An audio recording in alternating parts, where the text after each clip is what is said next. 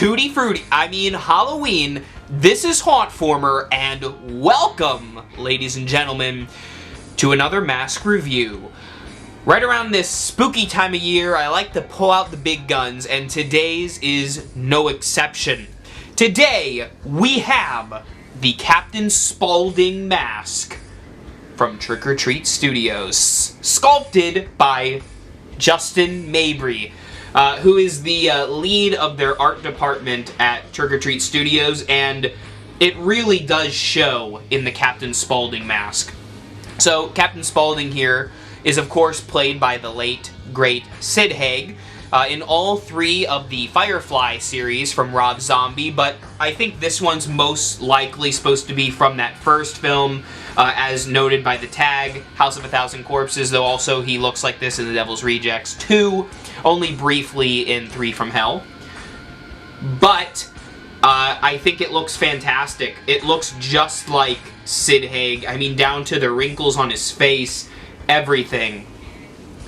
Something to note, too, is the paint job is fantastic, and I've seen a good handful of these masks at different stores in person, and they all look just this good.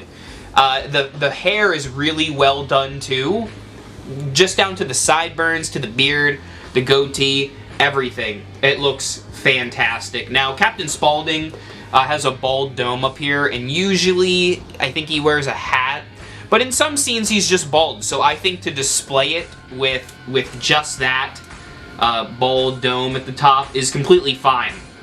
I would love to see a version of this mask, actually, with no face paint or the smeared face paint, because that's somehow, sometimes, excuse me, how he appears in the movies.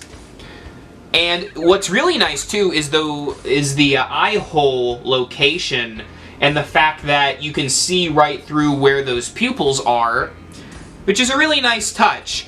So, like I said, everything from the paint job to where the eye holes are placed, the sculpt, all fantastic. And I didn't even point this out yet, but those teeth are just so fantastic, too. You see those teeth? They look really good. You know, after Sig Haig passed away, is when I ordered this mask, because I'm a big fan of his work. I think he's a phenomenal actor, and especially in the Rob Zombie films, I really enjoyed him too. So it was a real sad loss in the horror community, but it kind of gave me hope. I ordered the mask, and just to have it as like a memory of what he did was nice to have. So I'm really glad to have this in my collection. I do think it really makes my collection stand out. It's one of the better sculpts of a Trick or Treat Studios mask. Not to say like any of them are bad, but this one just shines even more because it looks just like Sid. And Captain Spaulding is a really phenomenal character. Really the standout of the trilogy. You know, whereas like Otis is really good too. Just something about this is awesome.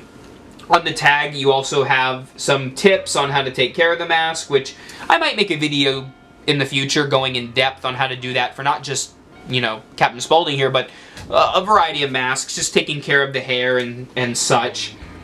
I also like how the neck goes down, so if you wanted to wear a costume with it, it wouldn't like pop out from the collar, but it's also not too long.